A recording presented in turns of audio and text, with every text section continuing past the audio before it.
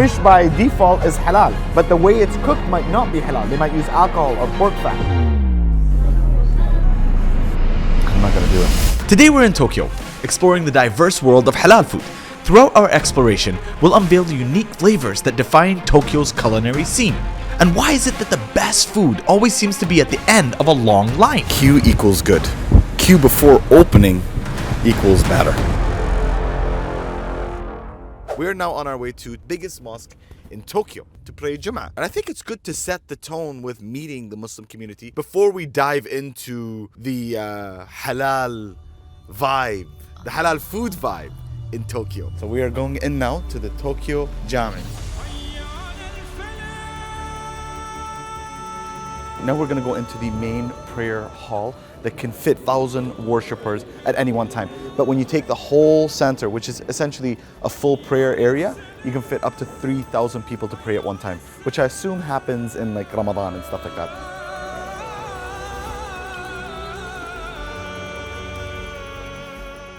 Right, so here we are, looking at the history of the mosque. So this mosque was built in 1938 by the Tatar Muslims who immigrated here from Russia during the revolution and started this mosque. So if you're wondering how they made books before, this is how they printed. They put the ink on there and then boom, right on the page. This is a Quran that's completely in Japanese. And as you can see in Japan, they read up to down, right?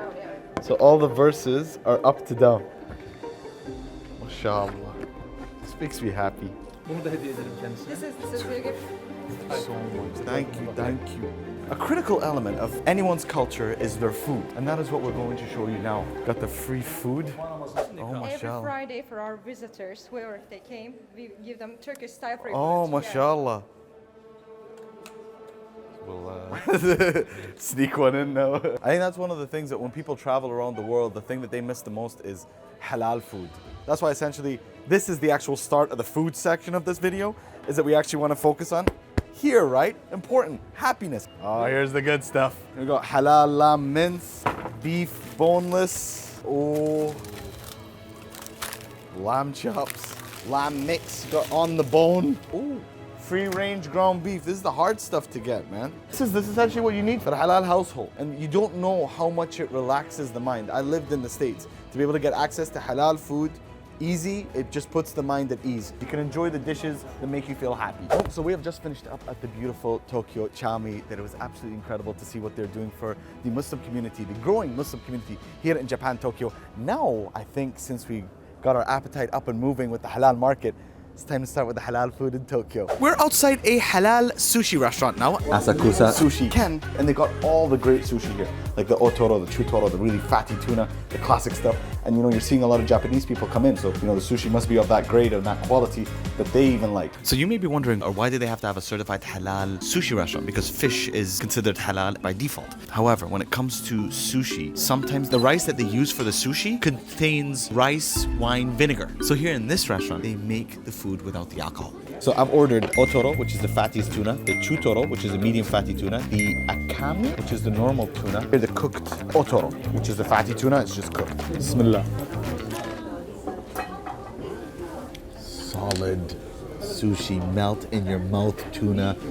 Here, always epic food, man. The standard of quality of food here in Tokyo is like something I've never seen anywhere in the world. So I just got the bill. It was 379 dirhams. That's about $100 in the restaurant. And we ordered, amongst other things, a lot of sushi. And separate of all that, we ordered 10 pieces of otoro, which is the fattiest, most expensive tuna. In the UAE, each piece of that tuna costs 90 dirhams. So it would have been double the price for just the otoro alone. Crazy good prices, mashallah. If you're in Japan, ramen is a must.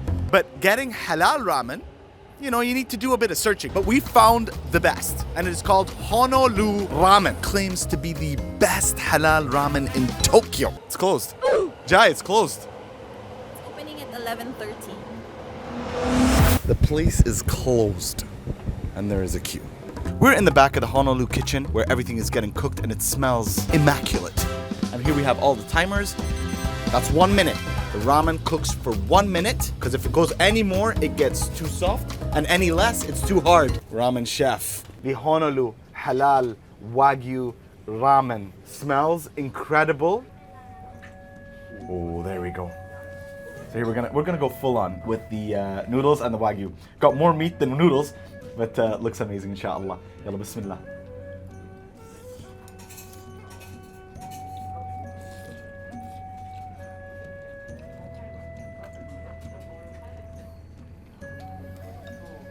Oh my goodness. How do you like? Thank you. My heart says this is a 10 out of 10. But I know that people are going to be like, come on, there's nothing perfect. Yes, there is. It's called Honolulu Ramen. If you're in Tokyo, you want halal food, Honolulu Ramen, you will not be disappointed. The second stop for halal food, where we discovered that it's not only the meat that should be halal, but also the soy sauce. We're going to a restaurant called Zanachi Nazi Azab, and it is a halal grill. It's famously known as the Kill Bill restaurant because apparently the scene when Uma Thurman, kills all like the 88 assassins, the model of that restaurant was modeled after where we are right now. There were like scenes from the movie where they're all running around here, and the fight essentially happened on the ground floor. So here in Gonpachi, they have what they call the Halal Shiretoko beef steak course. So the beef steak, the chicken, and egg rice bowl, all is halal friendly. Halal soy sauce. There we go. A lot of people don't know the normal soy sauce has alcohol in it. Yeah, people don't know that. There's an element of the actual food being halal and being cooked in the halal way. Seafood, fish by default is halal, but the way it's cooked might not be halal. They might use alcohol or pork fat. So you also have to make sure of those things. This is the fried oyster. Bismillah. Oh. This is a shrimp dumpling? I don't know how to eat this without getting hurt. Bismillah. Oh wow. One thing I can tell you about coming to Japan, I don't think there's anywhere where you can get a bad meal. Restaurant, you don't get bad meal. Yes, it's quite good. Everywhere. This is the tuna sashimi. Really good stuff, man. And everything tastes so good here. They say don't eat the skin, I say eat it.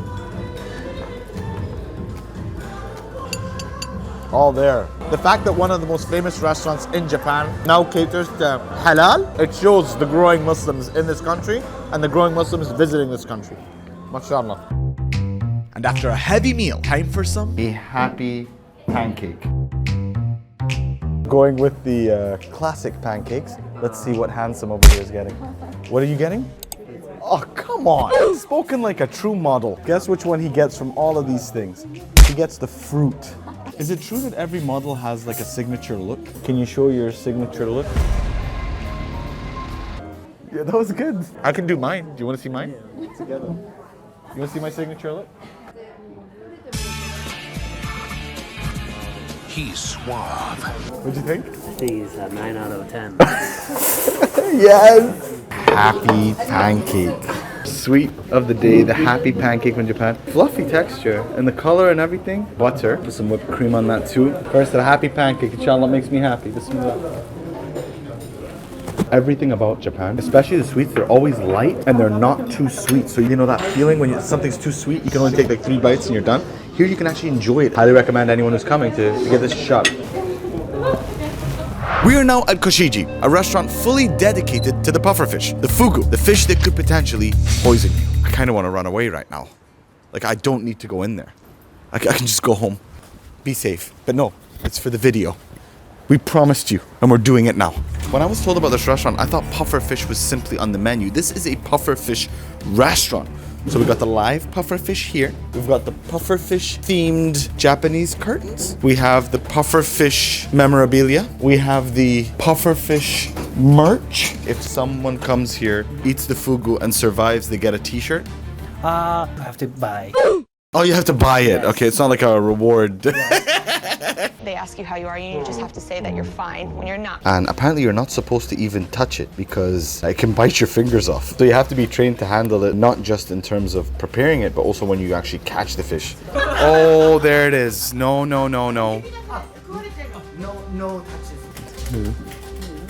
So this is the licenses. So as soon as you come in, you check right away that the licenses are here because it takes 2 years of training. With the fish is they cut out all the poisonous parts. You know when you see other fish being cut, it's very smooth, especially the fish in the Gulf. This one, he's putting a lot of effort into cutting up this fish. This is all poison. All of this is poison. Everything inside, all the organs. Yeah, that Entire thing is poisonous. All the organs separated. These are all poisonous. So what's interesting about this fish, when you look at it, you can see right through the fish to the color of the dish that's underneath it. I wonder what the texture is like. What I'm thinking is, given how hard it was to cut it, it must be like a chewy, tough fish. Just gonna say it. This is a different level of freshness. It's so fresh, it's still practically moving. So apparently, what you're supposed to do is take 2 pieces of the fugu, take a piece of the chai, put it in the middle, put another one on top. Our first ever puffer fish. This fish could potentially kill me.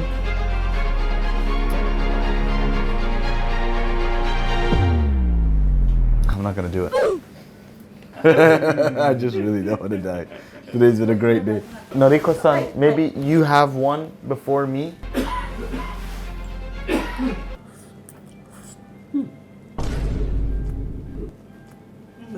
First taste of the puffer fish. Bismillah. Yep, I was right. It's a chewy fish. It's tasty.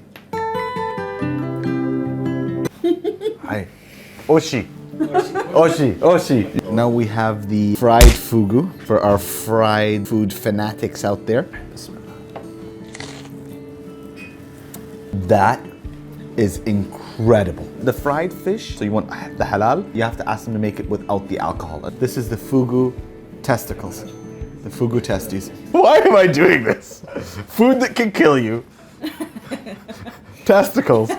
I just wanted some sushi, man. For the culture, much love to Japan. Fugu testes. Bismillah. Wow. That's oh. Good aftertaste. Confusing to the palate. Like, I've never tasted anything like that before.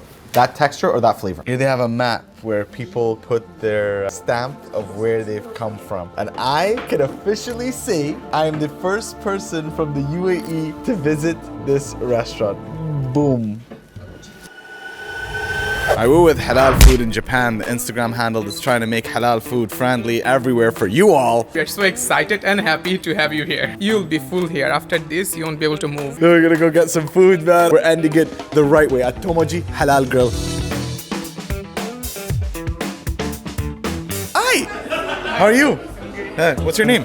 My name is Zaida. And where are you from? I'm from Malaysia. Oh, you're from Malaysia. How's the food here? I would say it's amazing because it has a selection of halal meat. It's Muslim friendly as well. And this is coming from a Muslim.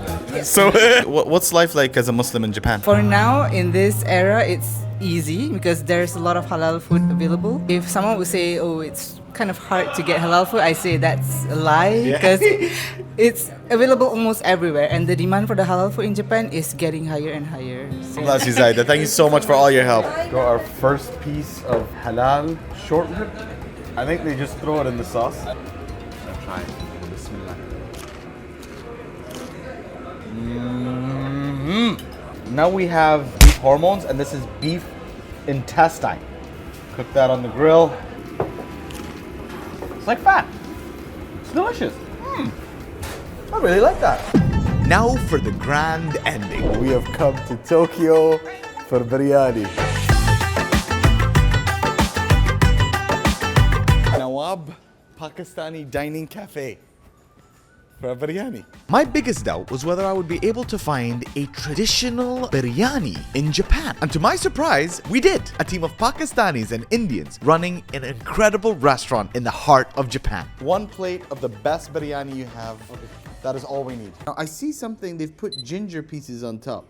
Something I'm not accustomed to. Bismillah. Solid. Solid biryani, mashallah. You're in Tokyo and you want some biryani. Nawab Dining Cafe. Salute.